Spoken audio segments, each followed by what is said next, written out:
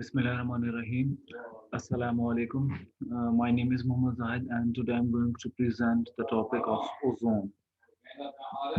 First of all, table of contents, ozone definition, types of ozone, stratospheric ozone, ground level ozone, ozone depletion, formation of ozone sources, people with great risk of ozone and health effects of ozone. We'll discuss them one by one. First of all, ozone definition. Ozone is a highly reactive gas composed of three oxygen atoms. Ozone एक highly reactive gas है जो कि तीन oxygen atom से मिलकर बनी है। Ozone is a powerful oxidising agent. एक पावरफुल ऑक्सीडाइजिंग एजेंट है जो कि किसी दूसरे को ऑक्सीडाइज करेगी, वो खुद रिड्यूस हो जाएगी। And a colourless pungent and very reactive gas. Colourless gas है, पंजेंट है, इसकी जो स्मेल है वो चुभने वाली स्मेल है, pungent smell, and very reactive gas that irritates I and the nasal passages. ये आई और नेजल पैसेजेस को इरिटेट करती है। अगर ये इनहेल अगर हम लोग कर लें ना तो फिर नेजल पैसेजेस को क्या करेगी, इरिटेट करेगी और आई को भी।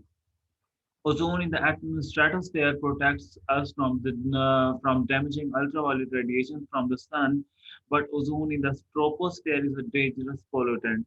जो कि दो तरह की ओजोन है हमारे पास। आगे नेक्स्ट हम लोग इनकी टाइप्स को डिस्कस करेंगे। जो कि स्ट्रेटोस्फेरिक ओजोन है वो क्या करती है, अल्ट्रावायलेट रेडिएशन को मतलब क्या करती है, प्रोटेक्ट करती है हमें अल्ट्रावायलेट रेडिएशन से। लेकिन जो ट्रोपोस्फेयर में ओजोन है वो क्या है, एक डेंजरस पोल्यूटेंट है। उसके बाद हमारे पास टाइप्स ऑफ ओजोन, दो तरह की हमारे पास टाइप्स हैं, गुड ओजोन और दूसरी बैड ओजोन। डिपेंड करता है कि ये इसकी फॉर्मेशन कहाँ पे हो रही है। सबसे पहले स्ट्रेटोस्फेरिक ओजोन जो कि गुड ओजोन है, ठीक है। ये नेचुरली अगर होती है अपर एटमॉस्फेयर के अंदर।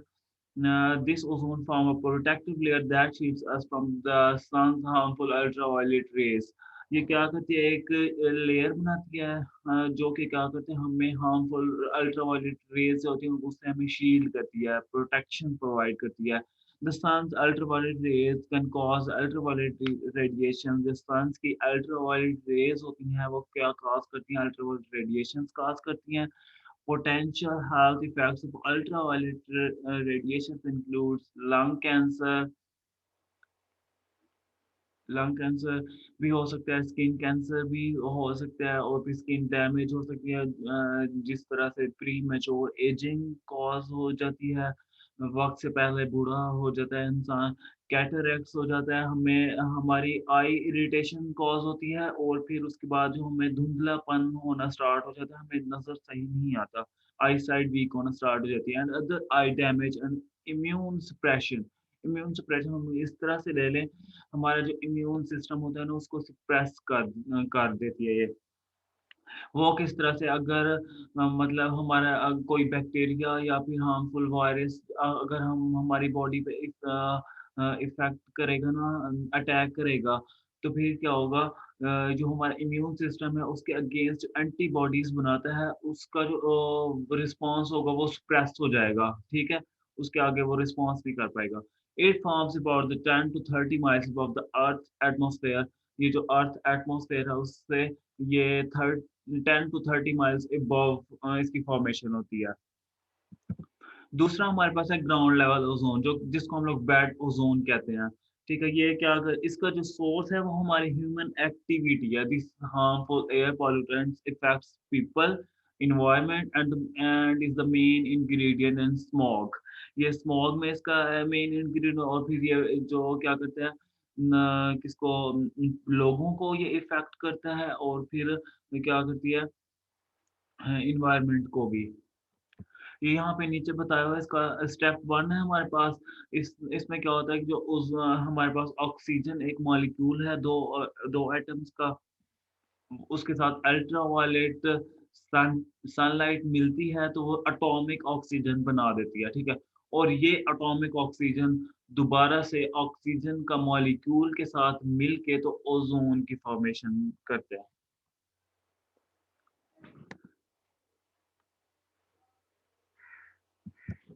उसके बाद है हमारे पास ओज़ोन डिप्लीशन। ओज़ोन डिप्लीशन अब क्या है? जो हमारे पास ओज़ोन अपर एटमॉस्फेयर में बन रही है, जिसको हम लोग गुड ओज़ोन कहते हैं, उसकी डिप्लीशन होना स्टार्ट होती जा रही है। जो कि हमारे अपर एटमॉस्फेयर में ओज़ोन थी, वो क्या कर रही थी, हमें अल्ट्रावायलेट रेडिएशंस जो थी, उनसे हमें प्रोटेक्शन प्रोवाइड करती। जब इसकी डिप्लीशन होना स्टार्ट हो जाएगी या ख़त्म होना शुरू हो जाएगी, तो फिर क्या होगी, जो हार्मफुल रेडिएशंस होंगी, वो हमारी स्किन के साथ डायरेक्ट उनका कनेक्शन होगा और फिर हमें स्किन डिजीज़ेज़ होना स्टार्ट हो जाएँगी। हाँ, अब ओज़ोन डिप्लीशन होता क्या है, when chlorine and bromine atoms come in contact with the ozone in the stratosphere, they destroy the ozone layer, ozone molecule. जब क्लोरीन और ब्रोमीन एटम ओज़ोन मॉलिक्यूल के साथ मिलते हैं, तो क्या करते हैं, ये उसको डिस्ट्रॉय करना स्टार्ट कर देते हैं, खत्म करना स्टार्ट करते हैं। One chlorine atom can destroy over the 1 lakh ozone molecule before it is removed from the stratosphere. एक क्लोरीन का एटम हो और वो क्या कर सकता है, 1 लाख ओज़ोन मॉलिक्यूल्स को डिस्ट्रॉय कर सकता है। तो इसका क्या मतलब है कि ओज़ोन जो डिस्ट्रॉय हो रही है, वो मोर क्विकली डिस्ट्रॉय हो सकती है एज़ कंपेयर टू जब उसकी नेचुरली फॉर्मेशन होगी। ठीक है? अब यहाँ पे नीचे बताया हुआ है कि हमारे पास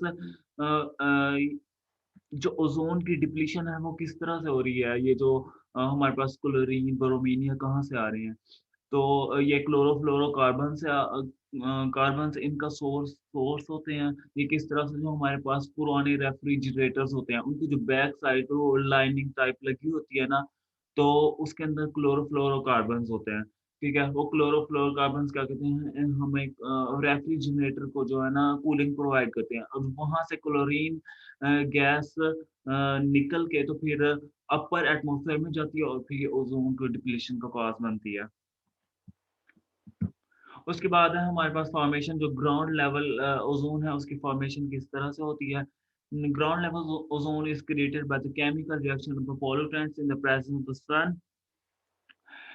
जो हमारे पास केमिकल पोल्यूटेंट्स हैं और फिर सन की प्रेजेंस में ये जो हमारे पास ओज़ोन की फ़ॉर्मेशन होती है, जो ग्राउंड लेवल है, बेड ओज़ोन हम उसको कहते हैं। अब इसके फॉर्म्स कौन-कौन से होते हैं? इसमें सबसे पहले हमारे पास नाइट्रोजन ऑक्साइड्स होते हैं और फिर वोलेटाइल ऑर्गेनिक कंपाउंड, जिसको हम लोग हाइड्रोकार्बन्स कहते हैं, ये होते हैं। और उसके बाद अल्ट्रावायलेट रेडिएशंस होती हैं, जो कि सनलाइट से आती है, आपस में मिलके पोल्यूटेंट जो है ना, ओज़ोन की फॉर्मेशन का कॉज़ बनते हैं। उसके बाद हमारे पास सोर्सेज़ हैं। ये जो हमारे पास नाइट्रोजन ऑक्साइड्स हैं और वोलेटाइल ऑर्गेनिक कंपाउंड्स हैं, इनका सोर्सेज़ क्या हो सकते हैं? उनमें हमारे पास कार्स हैं, जो कि उनका धुआँ है, वहाँ पे नाइट्रोजन ऑक्साइड्स निकलते हैं और वोलेटाइल ऑर्गेनिक कंपाउंड्स वहाँ से निकलते हैं। और उसके बाद दूसरे हमारे पास पावर प्लांट्स हैं, जो कि इलेक्ट्रिसिटी जहाँ पे बन रही होती है, उनमें ये निकलती है। और उसके बाद इंडस्ट्रियल बॉयलर्स होती हैं, जो कि हमारे पास कोई भी हीट अप करने के लिए हमारे पास कोई सैंपल्स वगैरह को हीट अप करने के लिए जो यूज़ होते हैं, उसके बाद रिफाइनरीज़ होते हैं, ऑयल रिफाइनरीज़ होगी, जिनके अंदर हम लोग रॉ मटेरियल्स को प्रोडक्ट की फॉर्मेशन करते हैं। उसके बाद हमारे पास केमिकल प्लांट्स होते हैं एंड सो ऑन। अब उसके बाद people with a great risk with ozone. अब ऐसे लोग जो उनकी प्रेज़ेंट स्टेट है, ठीक है? एक बंदा है, वो प्रेज़ेंट स्टेट उसकी जो है, ठीक है? उसके ऊपर क्या इफ़ेक्ट हो सकता है ओज़ोन का? मतलब क्या ऐसे लोग जो कि ज़्यादा रिस्क है ओज़ोन के साथ, उनको ज़्यादा खतरा हो सकता है। अब उनके बारे में हम लोग डिस्कस करेंगे, people with existing lung diseases. अब ऐसे लोग जिनको पहले से ही लंग डिजीज़ेज़ हैं, अब उनका जो ओज़ोन के ऊपर उनके ऊपर जो ओज़ोन का इफ़ेक्ट है, वो क्या होगा? People with existing lung cancer can be particularly sensitive to ozone due to it being in the air we breathe.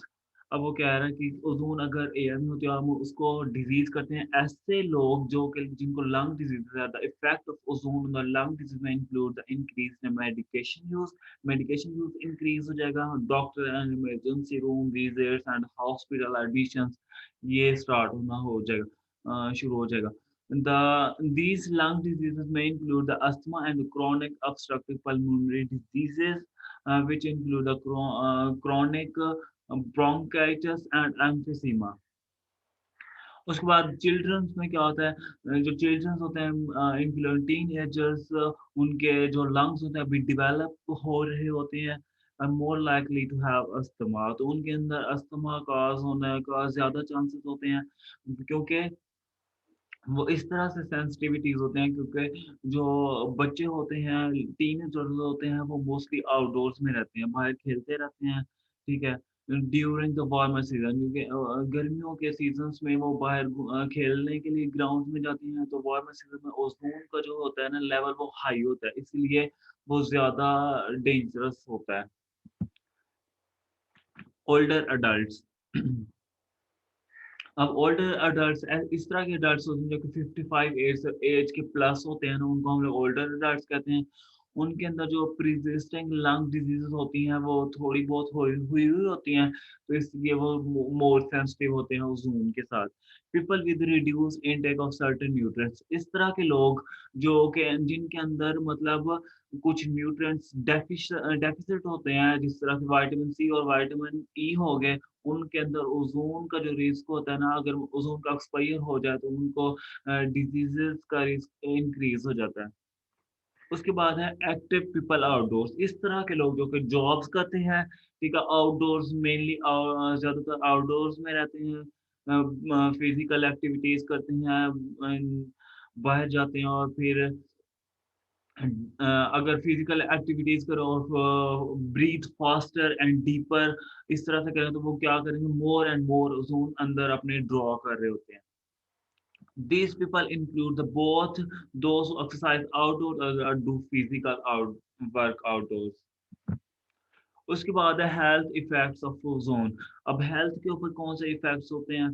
Irritation of the respiratory system, क्योंकि हम लोगों ने ओज़ोन को इन्हेल करना है, तो ज़ाहिर-सी बात है हमारा ये रिस्पायरेटरी सिस्टम जो है वो इफ़ेक्ट होगा। This irritation can cause the coughing, wheezing, throat soreness, हमारा गला सूजने लग जाएगा, एयरवे इरिटेशन होगी, चेस्ट टाइटनेस हो जाएगा and chest pain when taking a deep breathe.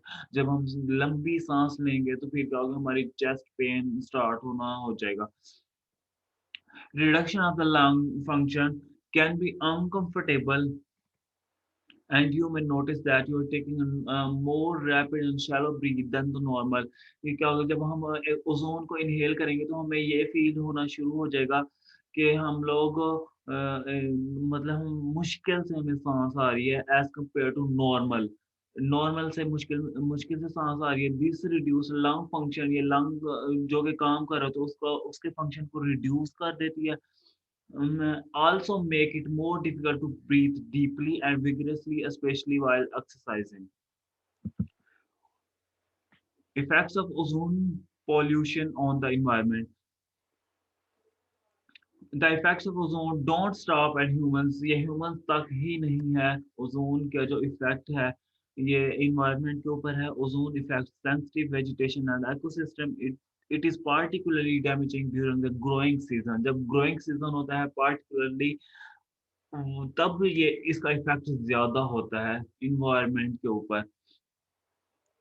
ओज़ोन्स effects on ecosystem. Negative impact of ozone on the ecosystem include changes to water and nutrient cycle। जो water cycle हमारे पास water है, upper atmosphere lower atmosphere जितना भी water है उसके cycle को ये change करता है, न्यूट्रिएंट साइकिल को भी ये चेंज कर देता है। चेंजेस टू हैबिटेट क्वालिटी, जो हैबिटेट क्वालिटी होती है उसको ये चेंज कर देता है। Change to the specific assortment of plants present in the forest, loss of species diversity. This means less variety of plants, animals, insects and fish. उसके बाद है ozone effect on sensitive plants. जो कि sensitive plants होते हैं, उनके ऊपर इसका इफ़ेक्ट क्या है? Ozones damage plants by entering leaf opening and oxidize uh, plants tissue during respiration। तो ये क्या करता है, जो प्लांट्स के जो ओपनिंग साइड होती है ना, लीफ ओपनिंग साइड, तो वहाँ से ये एंटर होती है ओज़ोन और फिर उसको ऑक्सीडाइज़ कर देती है प्लांट्स टिश्यू को, और ड्यूरिंग रिस्पायरेशन में। तो फिर इसका इफ़ेक्ट क्या होता है? रिडक्शन ऑफ फोटोसिंथेसिस, जब फोटोसिंथेसिस हो रही है तो उसको ये रिड्यूस कर देता है। और फिर स्लोइंग द प्लांट्स की ग्रोथ स्लो हो जाती है, इंक्रीज सेंसिटिविटीज टू डिजीजेस की सेंसिटिविटीज जो होती है वो इंक्रीज हो जाती है। हाँ, फ्रॉम सीवियर वेदर, अगर सीवियर वेदर हो जाए तो फिर इसका हार्म ज्यादा हो जाता है प्लांट्स का। फिर उसके बाद इफेक्ट ऑफ अदर पॉल्यूटेंट्स, और जो पॉल्यूटेंट्स हो इन प्लांट्स के ऊपर इफेक्ट करेंगे तो वो भी हार्मफुल होगा। डैमेज फ्रॉम इंसेक्ट्स, और जो इंसेक्ट्स होंगे ना उनका भी डैमेज इंक्रीज हो जाएगा। These are the references, and thank you so much. That's all from my side.